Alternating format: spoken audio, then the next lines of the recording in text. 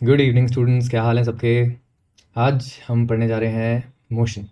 और मोशन को समझाने के लिए ना पहले थोड़े से इसके टाइप्स और इसका आइडिया देना बहुत ज़रूरी है।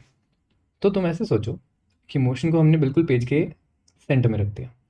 अब अगर मैं इसके टाइप्स डिफाइन करना चाहूँ तो इन टाइप्स की भी बहुत सारी लंबी लंबी लिस्ट है। जैसे एक कैटेगरी हम बना सकते हैं जिस कैटेगरी में आप इसके डायमेंशंस की बात करेंगे। तो मोशन हैज़ इनफैक्ट मोशन वहीं होगा ना जहाँ पे हम रह रहे हैं। तो हम कितने डायमेंशंस में रह रहे हैं सबको पता है कि नहीं? हम रह रहे हैं 3 स्पेशियल डायरेक्शंस में। अब अगर आप थोड़ा सा इंटरेस्टेड हो फिज़िक्स में तो देयर आर मेनी थ्योरीज जो और भी ज़्यादा डायमेंशंस प्रिडिक्ट करती हैं, बट वो प्रूव्ड नहीं है और किसी ने डायमेंशंस देखा नहीं। इनफैक्ट आप अपने जितने भी फोर्सेस हैं, चाहे ग्रेविटी का फोर्स हो चाहे लाइट का फोर्स हो, जब आप इनकी कैलकुलेशंस करते हो तो आप बहुत ही ईजिली बहुत ही कॉन्फिडेंटली बोल सकते हो कि ये 3 डायमेंशंस में ही डिस्ट्रीब्यूट हो रहे हैं। ये जो फोर्स है, जो लाइट है, वो चौथे डायमेंशन में जा नहीं रहा है। तो अगर जा नहीं रहा है तो क्या उस डायमेंशन में एक्चुअली जब इलेक्ट्रिक फोर्सेज नहीं होंगे, मैग्नेटिज्म नहीं होगा, ग्रेविटेशन नहीं होगा, तो है क्या फिर वो डायमेंशन में? वो एक्चुअली एग्जिस्ट कर भी रहा है कि नहीं कर रहा है? तो इसलिए those theories are just mathematical constructs और एक्चुअल में हमारे को पता है कि हमारे पास 3 स्पेशल डायरेक्शंस हैं। पर इसके साथ एक टाइम का डायरेक्शन भी है और इस टाइम के डायरेक्शन को समझाना कोई ज़्यादा मुश्किल बात नहीं है। इनफैक्ट इसको इमेजिन करना बहुत ईजी है। तो आप 3 डायमेंशंस को पहले समझते तो होंगे। डायमेंशंस जब आप मैं समझा देता हूँ एक्चुअली, है ना। जब आप स्पेशल डायरेक्शंस या डायमेंशंस की बात करते हो तो हम लोग इसमें एक्स, वाई और जेड इन 3 डायरेक्शंस की बात करते हैं, राइट। फर्स्ट ऑफ ऑल ये जो होने चाहिए ये आपस में म्यूचुअली परपेंडिकुलर होने चाहिए। एक ही कंडीशन ज़रूरी है। क्यों ज़रूरी है धीरे धीरे समझ में आएगी जब फिज़िक्स में इसको यूज़ करना शुरू करोगे, ठीक है। और नेक्स्ट इसकी एक इम्पॉर्टेंट बात ये हो जाती है कि these should be used in a certain fashion. अब उसको राइट हैंड सिस्टम भी बोलते हैं और लेफ्ट हैंड सिस्टम, 2 तरीके के सिस्टम होते हैं। तो हम लोग जो यूज़ करते हैं वो राइट हैंड सिस्टम यूज़ करते हैं, ठीक है। और राइट हैंड सिस्टम की कुछ स्पेसिफिक नीड है। वो नीड ये है कि आप अपने राइट हैंड को एक पर्टिकुलर सेंस में घुमाओगे तब आपको उसका एक डायरेक्शन मिलेगा। जैसे मैं आपको देता हूँ यहाँ पे एक एक्स एक्सिस और सबको पता होगा कि ये वाली एक्सिस को हम लोग वाई एक्सिस बोलते हैं ना। फर्स्ट ऑफ ऑल ये एक दूसरे से परपेंडिकुलर है। एक प्लेन में आप अगर एक पर्टिकुलर लाइन आपने एक्स खींच दी तो इस एक्स से सिर्फ एक यही लाइन बना सकते हो जो इसके परपेंडिकुलर हो। That will go either in plus Y direction और माइनस वाई डायरेक्शन, बट इस एक्स के परपेंडिकुलर और कोई लाइन नहीं बन सकती। ऐसी टेढ़ी कोई लाइन नहीं बन सकती एक प्लेन में, है ना। तो एक प्लेन में 2 ही परपेंडिकुलर लाइंस का सेट एग्जिस्ट करता है। अब चाहे आप इसको ऐसे बनाओ चाहे आप इसको ऐसे बना दो, पर whenever you are making perpendicular lines वो 2 ही डायरेक्शन स्पेसिफाई कर पाएंगे प्लेन में। But this is not the case in 3 dimensions. जब आप 3 डायमेंशंस में आ जाते हो तो एक डायरेक्शन और है जो आपको इस पेज से बाहर आता हुआ दिख रहा है। अब ये पेज आपके सामने है खुला हुआ कॉपी में, कॉपी के बाहर आप हो, ये भी तो एक डायरेक्शन है। ये हमारा जेड डायरेक्शन होता है। अब इसमें इंटरेस्टिंग बात ये होती है कि जब आप एक्स से वाई एक एंटी क्लॉकवाइज फैशन में हम लोग जैसे एंगल मेजर करते हैं ना, एक्स से वाई जब आप अपने राइट हैंड के फिंगर्स को कर्ल करोगे तो जो थंब का पॉइंट होगा वो जेड एक्सिस को रिप्रेजेंट करेगा। तो जेड एक्सिस जो है वो यहाँ से बाहर आती है प्लस जेड एक्सिस, ठीक है। ये प्लस वाई है और ये प्लस एक्स एक्सिस है। तो ये होता है right hand system. Left hand system में आप लेफ्ट हैंड से कर्ल करते तो जेड उल्टा हो जाता, पर वो हम यूज़ नहीं करते हैं तो उसके अंदर हम देखने की सोचेंगे भी नहीं। चलो, इन 3 डायमेंशंस में एक ऑब्जेक्ट मूव कर सकता है तो ऑब्वियसली उस ऑब्जेक्ट का मोशन इन 3 डायमेंशंस के हिसाब से बढ़ जाता है। तो आपकी यहाँ पे जो कैटेगराइजेशन बनती है वो मैं थोड़ा सा यहाँ नीचे ला के दिखा देता हूँ, ठीक है। तो आपके ऑब्वियसली मोशन हो जाते हैं 1D 2D एंड 3D। तो ये तो एक बहुत सिंपल सा कैटेगराइजेशन हो गया और इसमें तो ज़्यादा कुछ सोचना भी नहीं पड़ा हमको, है ना। चलो ठीक है। 4D भी होता है क्या? क्या हम मोशन को 1D 2D और 3D के अलावा 4 डायमेंशन में बोल सकते हैं? तो एक्चुअली नहीं बोलते। क्यों? क्योंकि मोशन की डेफिनेशन ही कुछ ऐसी है। मोशन क्या है? आप मोशन तभी बोलते हो जब आपके ऑब्जेक्ट की लोकेशन चेंज होती है। तो चेंज ऑफ लोकेशन, अब ये लोकेशन को आप अगर पोजीशन बोलना चाहो तो भी चलेगा। Change of position with respect to time, time के साथ साथ एक ऑब्जेक्ट की पोजीशन या लोकेशन चेंज होनी चाहिए। तो वो लोकेशन चेंजेस 1 डायमेंशन में हो सकते हैं, 2 डायमेंशन में हो सकते हैं, 3 डायमेंशंस में हो सकते हैं। That is a freedom of the object itself. ठीक है, इसको कैसे इमेजिन करें, इसको आप 3 डायमेंशंस में देखोगे तो ज़्यादा अच्छा लगेगा, तो उसमें मैं आपकी मदद कर देता हूँ। तो सबसे पहले ये प्लेन ये प्लेन मैंने एक्स और वाई एक्सिस का बनाया है। ठीक है, एक्सिस में आपको दिखा देता हूँ, ये आपकी एक्सिस है। तो ये जो रेड वाली लाइन है ना, ये रेड वाली लाइन रिप्रेजेंट कर रही है एक्स एक्सिस को। तो मैं इसको यहाँ ले आता हूँ, आप इसको और क्लियरली देख लो। तो ये रेड लाइन रिप्रेजेंट कर रही है एक्स एक्सिस को, ग्रीन लाइन रिप्रेजेंट कर रही है वाई एक्सिस को, और एक लाइन और है यहाँ पे, दिख रही है हल्की सी, ये जेड एक्सिस की लाइन।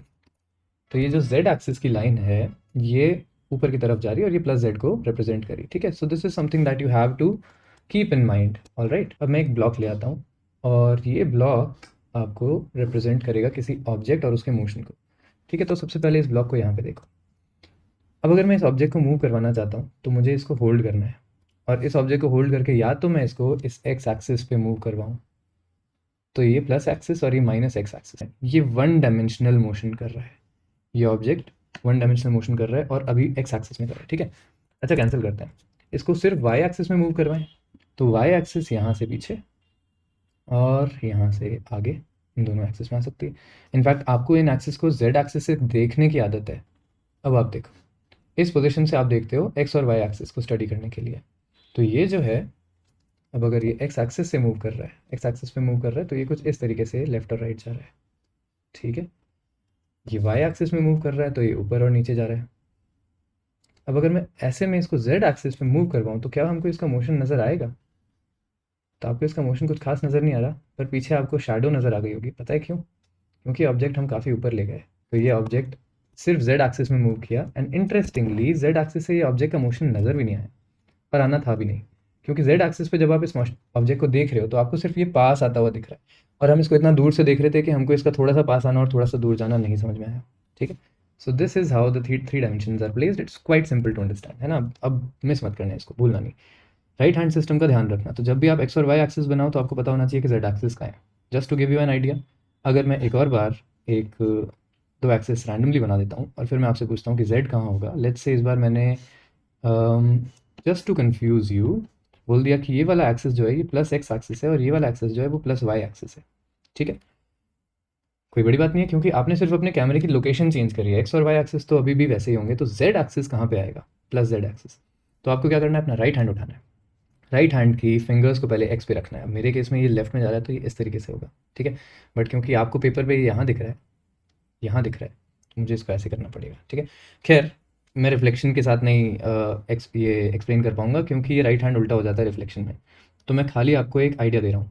एक्स पे अपना लेफ्ट राइट हैंड का फिंगर्स रखो, उसको वाई की तरफ कर्ल करो। अब ऐसे करने पे कर्ल नहीं हो रहा है मुझसे, तो मुझे हाथ उल्टा करना पड़ेगा। वाई एक्सिस की तरफ कर्ल करूँगा तो जेड मेरा नीचे जाएगा, और तब मैं कंफर्म तरीके से बोल सकता हूँ कि जेड एक्सिस जो है वो इनसाइड द पेज जा रहा है, नीचे की तरफ। Plus Z axis is going inside. तो हम हमेशा ये एक लाइन बाहर आने वाली रिप्रेजेंट करते हैं इन दोनों के बीच में। ये माइनस जेड एक्सिस हो जाएगी, माइनस जेड एक्सिस, और ये आउटसाइड द पेज जा रही होगी। ठीक है, कुछ इस तरीके से आप हमेशा देख सकते हो कि ये एक ही डायग्राम है, और इसी एक डायग्राम को आप उल्टा सीधा करके किसी भी डायरेक्शन में देख रहे हो। ठीक है, just to explain this to you, अगर हम इसको यहाँ पे देखते हैं तो डायग्राम एक्स वाई जेड ये सब सेम है, पर अगर मैं इसको अलग अलग डायरेक्शन से देखना चाहूँ तो मैं कुछ भी कर सकता हूँ। मैं इसको यहाँ से देख सकता हूँ, मैं इसको नीचे से देख सकता हूँ। ठीक है, ये मैंने प्लेन हटा दिया। अब आप देखो इस ऑब्जेक्ट की लोकेशन, तो आप इसको कहीं से भी देख रहे हो, एक्स वाई और जेड का कॉम्बिनेशन चेंज नहीं होना चाहिए। ठीक है, ये ज़बरदस्ती कंफ्यूज करेगा ऐसे दिखाना तुमको, क्योंकि मैंने प्लेन भी हटा दिया, तो इसलिए अब इसको रहने देते हैं। Let's get back to our types of motion. तो टाइप्स ऑफ मोशन के अंदर आपको एक कैटेगरी बड़े आराम से मिल गई, और ये डायमेंशन से रिलेट कर रही है। ठीक है, तो 1D मोशन सिर्फ वो होगा जो या एक्स में या वाई में या जेड में, पर किसी एक एक्सिस में ही मूव करेगा। अच्छा, ज़रूरी है एक्स और वाई और जेड में ही मूव करे? बीच में कोई लाइन पकड़ ली तो भी 1D है। तो 1D मोशन बाय डेफिनेशन सिर्फ ये है कि एक स्ट्रेट लाइन में मोशन करना है। ठीक है, अब इसको मैं छोटा छोटा यहाँ पे लिख देता हूँ, motion on one straight line. अब उस वन स्ट्रेट लाइन में आप आगे और पीछे दोनों जगह जा सकते हो, तो आपको प्लस एक्सिस और वाई एक्सिस में जाना अलाउड है। तो अब जो भी लाइन पकड़ते हो आपको सिर्फ उस लाइन में ही मूव करना है, बी इट राइट और लेफ्ट, अप और डाउन, कुछ भी उठाओ, ठीक है। जब आप 2 डायमेंशन में आ जाते हो तो ये बन जाता है मोशन ऑन वन प्लेन। तो आप एक प्लेन डिसाइड कर लो। अब वो प्लेन एक्स और वाई एक्सिस का कॉम्बिनेशन भी हो सकता है, वो प्लेन एक्स और जेड एक्सिस का कॉम्बिनेशन भी हो सकता है। तो let me get back to that. चलो अब हम इस पे वापस आए हैं, है ना। यहाँ पे आपको इस ऑब्जेक्ट का मोशन सिर्फ 1D में अगर करना होगा तो जैसे मैंने पहले बताया था वो आप कर सकते हो, है ना। ये जेड एक्सिस का मोशन ये भी 1D है, ये वाई एक्सिस का मोशन ये भी 1D है, ये एक्स एक्सिस का मोशन ये भी 1D है, ठीक है। ये यहाँ पे आ जाते हैं। अब अगर 2D मोशन करना है तो आप क्या कर सकते हो, just to see it more clearly मैं इसको यहाँ रख देता हूँ इसके सरफेस पे, ठीक है। आपको नीचे रिफ्लेक्शन भी दिख ही रहा है। अब अगर मैं इसको मूव करवाता हूँ और मैं इसमें सिर्फ ये प्लेन पे मूव करने की इसको परमिशन देता हूँ, तो ये ऑब्जेक्ट क्या कर रहा है, ये यहाँ से यहाँ तक गया, फिर ये ऑब्जेक्ट थोड़ा सा और मूव करता है और ये वहाँ चले जाता है। इन दोनों सिचुएशंस में ये हमेशा इस प्लेन पे ही मैं बैठा हुआ है, तो ये 2D मोशन कर रहा है, ठीक है। अब ऐसे में थोड़ी देर बाद अगर ये डिसाइड करता है कि ये कहीं और ही चला जाना चाहता है, तो ये यहाँ पहुँच जाता है जिसमें इसकी हाइट भी चेंज हुई, इसकी एक्स की लोकेशन भी चेंज हुई और इसकी वाई की लोकेशन भी चेंज हुई। तो ये ऑब्जेक्ट ने क्या किया, इस ऑब्जेक्ट ने 3 डायमेंशन मोशन किया, ठीक है। तो बेसिकली आपको इन मोशन को समझने के लिए motion in in any direction बोल सकते हो, या आप इसको ऐसे बोल सकते हो, motion in which all X Y and Z positions are changed, ठीक है। जिसमें तीनों पोजीशन में बदलाव आया हो, ठीक। आप इसको एक बार और इमेजिन अगर करना चाहते हो तो मैं छोटा सा और इमेजिनेशन दे देता हूँ, है ना। तो जब कोई ऑब्जेक्ट एक डायमेंशन में मोशन कर रहा होता है ना, अगर ये ऑब्जेक्ट यहाँ से यहाँ तक गया है तो आप इसको एक्स और वाई एक्सिस से डिनोट करते हो। आप कहते हो कि अभी इसकी एक्स लोकेशन ये है, अभी इसकी वाई लोकेशन ये है। ये 2D मोशन है क्योंकि इसकी जेड लोकेशन दोनों केसेस में बिल्कुल सेम है, सिर्फ एक्स और वाई में कुछ चेंज आया। तो ये y2 बन गया, ये x2 बन गया, ये x1 था, ये y1 था, राइट। जब z एक्सिस में जाएगा तो z एक्सिस में भी z1 और z2 आएगा, फिलहाल नहीं आया। तो आपकी ऑब्जेक्ट की लोकेशंस आप किसी भी एक डायमेंशन में देख सकते हो कि उसका x में क्या पोजीशन है, y में क्या पोजीशन है, z में क्या पोजीशन है। तीनों की पोजीशन से आप उस ऑब्जेक्ट तक पहुंच सकते हो कभी भी, राइट। ओके, बहुत हो गया, ये काफ़ी टाइम वेस्ट कर दिया इस पर, आगे चलते हैं। मोशन की कैटेगरीज डायमेंशन के अलावा और किस चीज़ में बन सकती हैं। अच्छा, मेरे को इमेजिन कराना था ना आपको 4th डायमेंशन, तो आप इसको ऐसे सोचो कि इसी ब्लॉक की बात करते हैं और इस ब्लॉक को अगर मैंने यहाँ मूव करवाया तो आपने कहा कि ये y में आगे आ गया या y में डाउनवर्ड चला गया, अगर यहाँ से देखते हैं तो। फिर आप कहते हो कि इस ऑब्जेक्ट को अगर मैं इधर मूव कर रहा हूँ तो ये x में प्लस में जा रहा है, सबको दिख रहा है। अच्छा, अब इस ऑब्जेक्ट को अगर मैं z में ऊपर लेके जाता हूँ तो ये z में प्लस में जा रहा है, ये भी ठीक है। अब अगर मैं इस ऑब्जेक्ट को मूव ही ना करूँ तो क्या ये किसी और चीज़ में प्लस में जा रहा है, माइनस में तो जाना ही अलाउड नहीं है टाइम में। पर आप ऐसे सोचो कि इसका टाइम तो अभी भी चेंज हो रहा है, वक्त तो आगे बढ़ता जा रहा है। दिस इज़ वेयर वी से कि इस ऑब्जेक्ट का एक चौथा डायमेंशन में मोशन हो रहा है और उस मोशन को कोई नहीं रोक सकता, वो टाइम डायमेंशन में इसका मोशन है और हमेशा रहेगा, है ना। तो this is a very simple understanding of why we call it a dimension, क्योंकि आप उस मोशन को रोक नहीं सकते।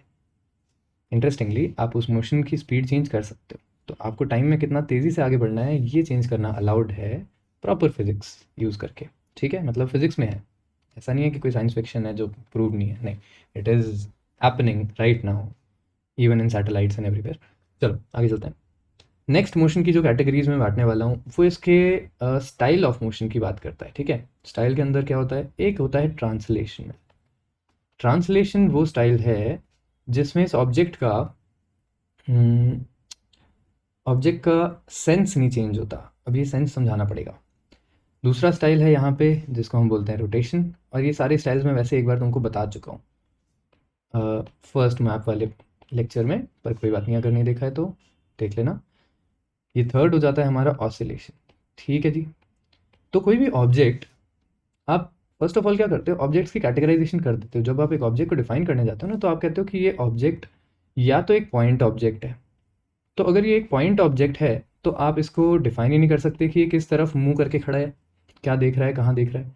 और या फिर ये एक एक्सटेंडेड ऑब्जेक्ट है। एक्सटेंडेड ऑब्जेक्ट कोई भी ऐसा ऑब्जेक्ट है जिसको देख के आप बता सकते हो कि वेयर इट इज़ पॉइंटिंग या वेयर इट इज़ फेसिंग, कुछ ऐसा, है ना।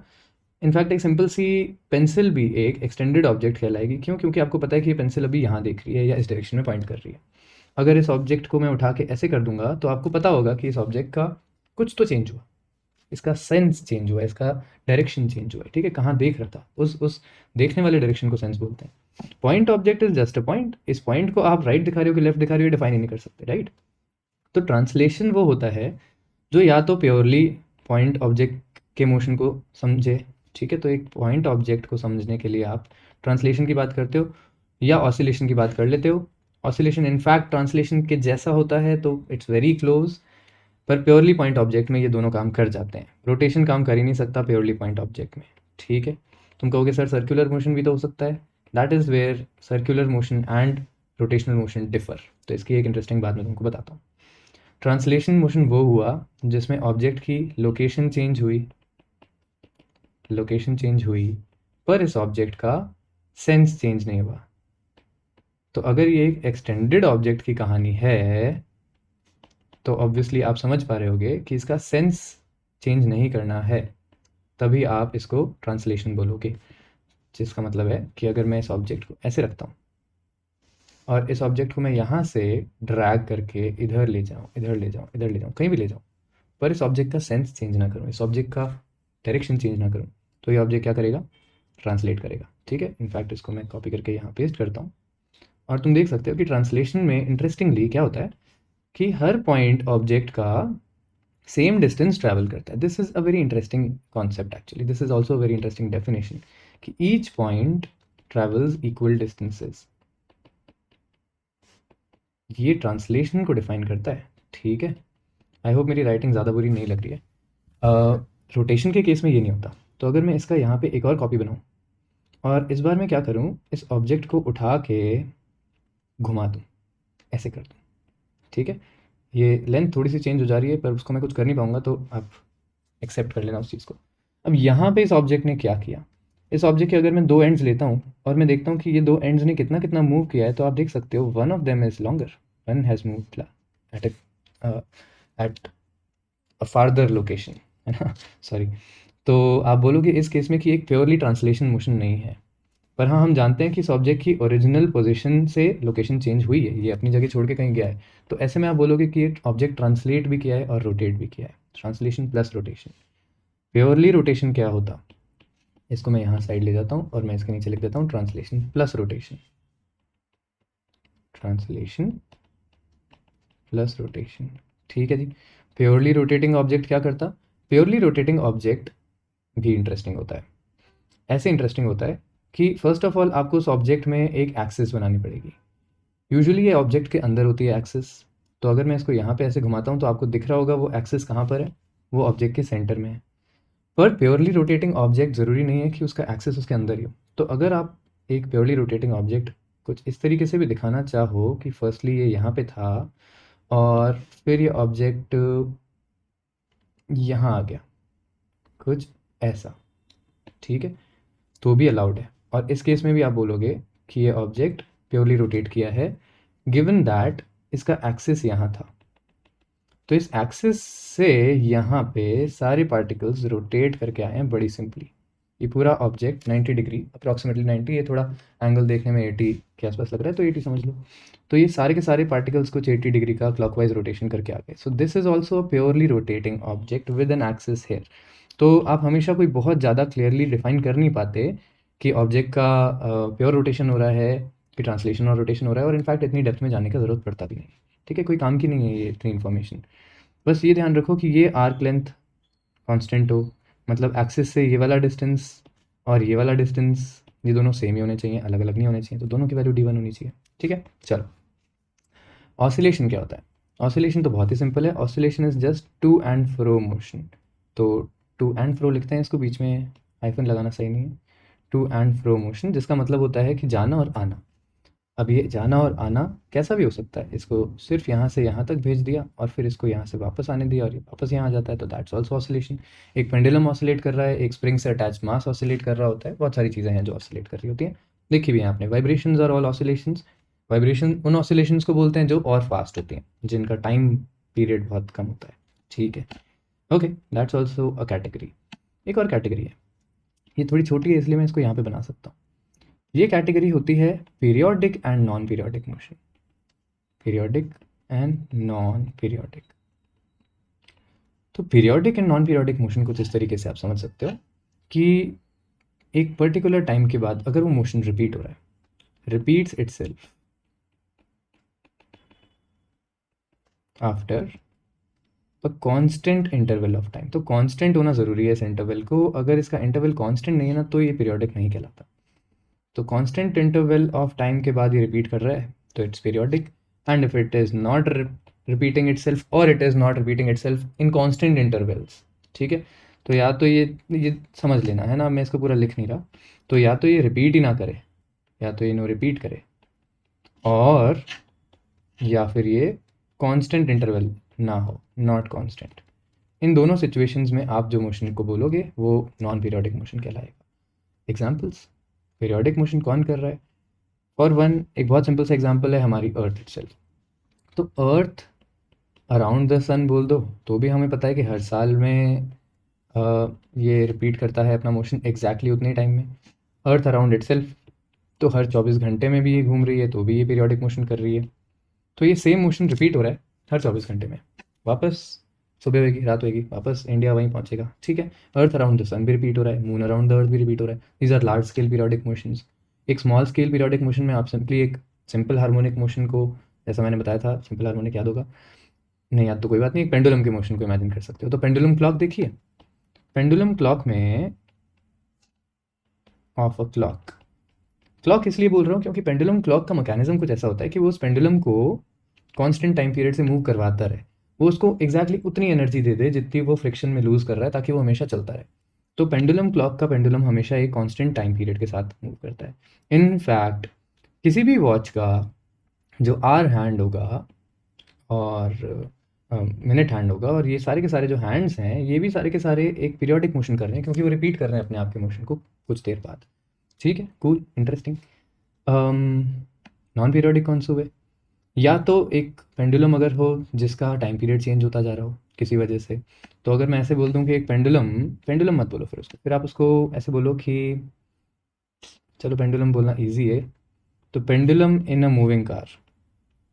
अब ये मूविंग कार के अंदर, ठीक है, इन अ सिटी इनफैक्ट, ठीक है, एक प्रैक्टिकल सिचुएशन इमेजिन करो, इसके लूप होल्स मत निकालना कि सर कार तो अगर स्पेस में एक एक्सिस में चलती जा रही है तो उसका पेंडुलम ठीक चलेगा कि नहीं। तो एक शहर में आपके आपके रेयर व्यू मिरर के नीचे अगर आपने कुछ टांग रखा है तो उस ऑब्जेक्ट का मोशन जो हो रहा है वो टू एंड फ्रो भी कर रहा है बेचारा, पर पता नहीं किस किस एक्सिस में मूव भी कर जाता है आगे पीछे, तो exactly to and fro motion भी नहीं है। आपकी नज़रों में अगर वो टू एंड फ्रो मोशन कर भी रहा है तो यूजुअली उसका टाइम पीरियड चेंज हो जाता है जैसे ही आपकी कार मूव कर जाती है, तो है ना। तो वो एक नॉन कॉन्स्टेंट मोशन हो गया। नॉन रिपीटिंग मोशन तो कुछ भी हो सकता है, एक मधुमक्खी खेत में घूम रही है, वो नॉन रिपीटिंग मोशन कर लेगी, ठीक है। चलो, तो हमारे पास यहाँ पे 3 कैटेगराइजेशन हो गई, कोई और कैटेगराइजेशन भी है क्या? एक और कैटेगराइजेशन आएगा, uniform motion and non uniform motion, है ना, उसका नाम इतना सही होता है। पर ये कैटेगराइजेशन अभी इतना ज़्यादा हम डेप्थ में नहीं देखेंगे, क्योंकि यूनिफॉर्म मोशन समझाने के लिए मुझे कुछ कॉन्सेप्ट्स और समझाने। तो यूनिफॉर्म मोशन बोलते हैं जब ऑब्जेक्ट ज़ीरो एक्सेलरेशन से मूव करे, ज़ीरो एक्सेलरेशन। तो आप इसको अभी के लिए इतना ही लिख के छोड़ दो, क्योंकि मैं चाहूँगा कि मैं एक्सेलरेशन और ईजिली और अच्छे से समझाऊँ। आपको आता है तो अच्छी बात है, पर ठीक है। नॉन यूनिफॉर्म मोशन हो जाएगा जिसमें ये एक्सेलेरेशन की वैल्यू कुछ ना कुछ होगी। तो these are very simple categories, है ना। ये एक अच्छा सा चार्ट बन गया हमारे पास जिसमें हमने मोशन की सारी कैटेगरीज बांट दी। अब मैं चाहता हूँ कि आप इस चार्ट को मद्देनज़र रखते हुए कुछ मोशन के एग्जाम्पल्स का कैटेगराइजेशन कर दें। तो कैटेगराइजेशन करने के लिए एग्जाम्पल्स मैं यहाँ लिख देता हूँ, ठीक है जी। इनफैक्ट एग्जाम्पल्स को थोड़ी सी स्पेस और दे देते हैं। यहाँ पे मैं लिखता हूँ कि वो पीरियोडिक है या नॉन पीरियोडिक है, ठीक है। सबसे पहले ये एक्सप्लेन कर देना, फिर आप एक्सप्लेन कर देना कि वो ट्रांसलेशन है या रोटेशनल है या ऑसिलेशनल है या तीनों है। या तीनों कैसे हो सकता है पता नहीं, कोई दो का कॉम्बिनेशन तो बड़े आराम से हो सकता है ना, ऑब्जेक्ट ट्रांसलेट भी कर जाए, रोटेट भी कर जाए। और फिर तीसरा आप इसका number of dimensions 1D 2D और 3D में इसका डिफ्रेंशिएशन कर देना, ठीक है। तो मैं यहाँ पे इसके एग्जाम्पल्स लिख देता हूँ। अपार्ट फ्रॉम दैट एक चीज़ जो मैंने छोटी सी छोड़ दी वो था सर्कुलर मोशन। तो सर्कुलर मोशन और रोटेशन में डिफरेंस अब आपको समझ आ जाना चाहिए एक बहुत सिंपल से एग्जांपल को देख के। तो लेट्स से कि एक सर्कल है जिस पे हम दो ऑब्जेक्ट्स को मूव करवा रहे हैं। एक मेरा ऑब्जेक्ट है जिसको मैं कुछ इस तरीके से एरो से शो कर रहा हूँ। एरो से शो करना बहुत आसान होता है, you don't have to worry कि वो क्या ऑब्जेक्ट है, वो इंसान है जिसकी शक्ल सामने की तरफ है, कि वो एक पेंसिल है जिसका पॉइंटेड एंड सामने की तरफ है, वो कुछ भी हो सकता है, but it is an extended object. अब अगर ये एक्सटेंडेड ऑब्जेक्ट कुछ इस तरीके से थोड़ी देर बाद यहाँ पाया जाता है, और फिर कुछ इस तरीके से यहाँ, और कुछ इस तरीके से यहाँ, तो इसको क्या बोलोगे, रोटेशन या ट्रांसलेशन? सोचो। और इन अनदर सिचुएशन एक और ऑब्जेक्ट है जो थोड़ी देर बाद यहाँ, और फिर यहाँ, और फिर यहाँ, तो ये येलो और ग्रीन ऑब्जेक्ट्स में जो डिफरेंस है वही डिफरेंस आपका सर्कुलर और रोटेशनल मोशन के अंदर है। ठीक है, खुद सोचो कौन सा सर्कुलर और कौन सा रोटेशनल है। I just tell you this कि circular motion is a part of translational motion only. ठीक है, सर्कुलर रोटेशन की कैटेगरी का नहीं है, ट्रांसलेशन की कैटेगरी का है, जिसका मतलब है कि ये रूल्स अप्लाई होने चाहिए, मोर स्पेसिफिकली ये रूल। ऑल राइट, चलो इसके आगे थर्ड नंबर भी डाल देते हैं हम। Yes, the list is complete for now, इतना काफ़ी है। अब आप इसको कैटेगराइजेशन करना सोचो। ठीक है, तो मैं एक काम कर रहा हूँ, मैं सारे नहीं कर रहा, मैं कुछ कुछ कर रहा हूँ जो जो मुझे इंटरेस्टिंग लग रहे हैं। ठीक है, तो कुछ चीज़ों को आपको खुद को देखना है। मैं जैसे बात करता हूँ इसकी, कार ऑन अ हिली रोड, तो फर्स्ट ऑफ ऑल क्या ये कार अपना मोशन रिपीट कर रही है? रिपीट ही नहीं कर रही तो फिर नॉन पीरियोडिक ही होगा। ठीक है, क्या ये कार आगे बढ़ रही है और अपनी पोजीशन चेंज कर रही है? हाँ कर रही है, ट्रांसलेशन तो कर रही है। अच्छा, अगर ये ट्रांसलेशन कर रही है तो क्या इसका सेंस हमेशा सेम रहता है? नहीं, कभी थोड़ी देर बाद वो मुड़ के आगे चली जाएगी, तो ये रोटेशन भी कर रही होगी साथ में। Okay, interesting. अच्छा, अगर ये कार के डायमेंशंस की बात करें, तो क्या ये हिली रोड सिर्फ एक्स एक्सिस में है? नहीं, एक्स और वाई दोनों में। इनफैक्ट ऊपर से देखने पे तो एक्स और वाई लगता है, पर अगर आप इसको साइड से देखो तो आपको पता है कि ये एक्स और वाई के साथ साथ सड़क तो एक्स वाई प्लेन में है ना? जेड प्लेन यहाँ पे मैं बोल रहा हूँ ग्रेविटी वाली एक्सिस की लाइन को। ठीक है, तो एक्स और वाई को आप ऐसे समझ सकते हो, यूजुअली हम लोग जब काम करते हैं तो ऐसे करते हैं कि एक्स एक्सिस को ईस्ट बोल देते हैं, तो ईस्ट वाला जो है ये प्लस एक्स एक्सिस है, और नॉर्थ वाला जो है ये प्लस वाई एक्सिस है। तो आपकी कोई भी सड़क होगी, वो सड़क कोशिश की जाएगी कि एक्स और वाई एक्सिस में ही रहे, वो स्लांटेड ना हो। हालांकि हिली रोड्स को थोड़ा सा स्लांट देना ज़रूरी होता है, पढ़ेंगे हम कभी। तो क्या ये हिली रोड सिर्फ 2 डायमेंशंस में? नहीं, ये कंप्लीटली 3 डायमेंशंस में मूव कर रही है कार। वो एक्स एक्सिस में भी अपनी लोकेशन चेंज कर रही है, ईस्ट की तरफ भी जा रही होगी, कभी कभी नॉर्थ या साउथ की तरफ भी जा रही होगी, और वो ऊपर भी जा रही है ना? तो इस तरीके से आप इसको बड़े आराम से डिफाइन कर सकते हो। और कोई एग्जाम्पल लें, एक ये लेते हैं, very interesting, ball rolling inside a bowl. और इनफैक्ट ये एग्जाम्पल अपन प्रैक्टिकली देखते हैं। This is your bowl. ठीक है, और इस बॉल को ना थोड़ा सा ध्यान से देखना। फर्स्ट ऑफ ऑल ये एक सेमी सर्कुलर बाउल है। ठीक है, बिल्कुल ऊपर से देखोगे तो कटोरी जैसा दिखेगा, और बॉल में मैंने थोड़ी सी रिंग्स बनाई है so that you can see its rotation clearly. Okay, चलो अब मैं इसको चालू करता हूँ एक बार। व्हेन आई स्टार्ट दिस, एक बार तो ग्रेविटी की वजह से गिरी, and then what happens, the ball starts rolling, and then it comes back, and then it goes back. अगर यहाँ पे हम इसका टाइम पीरियड थोड़ा सा फिक्स कर पाते, ठीक है, अभी फ़िलहाल एक रियलिस्टिक सिचुएशन है जिसमें हमारा फ्रिक्शन थोड़ा सा लॉस करवा रहा है, बट एक आइडियल सिचुएशन भी बनाई जा सकती है जिसमें ये परफेक्टली इक्वल टाइम पीरियड्स के साथ साथ वापस आ जाए। उस केस में फ्रिक्शन गायब नहीं करते हैं। ठीक है, देखो एक बार बहुत इंटरेस्टिंग चीज़ बताता हूँ मैं आपको। फर्स्ट ऑफ ऑल इसको अपन कैटेगराइज कर देते हैं, फिर मैं आपको वो इंटरेस्टिंग बात बताऊँगा। ठीक है, तो इसकी कैटेगराइजेशन क्या क्या होगी? तो फर्स्ट ऑफ ऑल, अगर ये आइडियली वापस आता है तो ये पीरियोडिक मोशन बन जाता है। ठीक है, जो कि किया जा सकता है, एक आइडियल कंसिडरेशन के साथ माना जा सकता है। अच्छा, फिर क्या इसकी लोकेशन चेंज हो रही है? हाँ हो रही है। क्या ये खुद से रोटेट कर रहा है? बिल्कुल कर रहा है। क्या ये टू एंड फ्रो मोशन कर रहा है? वो भी कर रहा है। तो ये एक केस है जो तीनों को सेटिस्फाई कर देता है। ठीक है, आप यहाँ पे इसको पीरियोडिक नहीं मानना चाहते, इसको अगर आप नॉन पीरियोडिक बोलना चाहते हो तो बोल दो, कोई प्रॉब्लम नहीं। ये एक इंटरेस्टिंग पार्ट था जो मुझे आपको बताना था कि this is a case where all three things happen. ठीक है, ऑसिलेशन भी है, पीरियोडिक ऑसिलेशन नहीं है, ज़रूरी नहीं है कि आपका ऑसिलेशन पीरियोडिक हो रहा हो, and it's okay, I don't mind. ठीक है, अब वापस देखो एक चीज़, अभी ये ऑब्जेक्ट कैसे रोल कर रहा है? जैसे एक रियल ऑब्जेक्ट करता है ना? बिल्कुल फ्रिक्शन की वजह से। देखो अभी एक बार और मैं आपको बताता हूँ ये इस वाले सिचुएशन में, कि राइट नाउ ये क्लॉकवाइज रोटेट करती हुई बॉल जा रही है। अब धीरे धीरे इसका क्लॉकवाइज रोटेशन रुकेगा, क्यों? क्योंकि वापस उसको पीछे जाना है। पर वो थोड़ा सा कॉन्टैक्ट छूट गया तो वो क्लॉकवाइज रोटेट कर गई हवा में, है ना? फिर से देखो इस वाले सीन को, ये यहाँ पे हवा में थोड़ा सा क्लॉकवाइज स्पिन कर गई है। ठीक है, और फिर वापस फ्रिक्शन क्या करेगा, इसको अपोजिट साइड स्पिन करवा देगा, क्योंकि अब ये नीचे जाना चाहती है और फ्रिक्शन इसको रोल करवा रहा है। तो अभी एंटी क्लॉकवाइज स्पिन कर रही है, सबको दिख रहा है ये, ठीक है, you can see this very comfortably. अब वो स्लो हो गई, फिर वापस क्लॉकवाइज रोटेट किया और फिर वो वापस एंटी क्लॉकवाइज करेगी, ठीक है, क्लियर है। इंटरेस्टिंग चीज़ ये बतानी थी कि अगर मैं यहाँ पे फ्रिक्शन को हटा देता हूँ ये सोच के कि मेरे को पीरियोडिक मोशन मिल जाएगा फ्रिक्शन हटाने से, तो शायद हमें पीरियोडिक मोशन मिल जाए, पर ये बॉल रोल करना बंद कर देगी, क्योंकि फ्रिक्शन ही है वो फोर्स जो इस बॉल की सरफेस के अलॉन्ग लग रहा है पैरेलली, और वो इस बॉल को रोल करवा रहा है, ठीक है। इनफैक्ट फ्रिक्शन हटाने के बाद भी ये बॉल अपना टाइम पीरियड लूज़ कर रही है। टाइम पीरियड की बहुत एग्जैक्ट डिटेल में नहीं जा सकते, पर ये कम से कम अपना एम्पलीट्यूड लूज़ कर रही है, ये उतनी ऊपर नहीं जा रही जितना ऊपर ये पहले गई थी, ठीक है। तो कुछ ना कुछ यहाँ पे रियल कंसिडरेशन बची है जो हमने सोची नहीं है, वो सारी रोटेशन के चैप्टर्स में आती हैं, ये एनर्जी जे कहाँ जा रही है, पर ये सब कभी बहुत दूर जाके हमको पढ़ना है, ठीक है। चलो, क्या ये मोशन 1D था?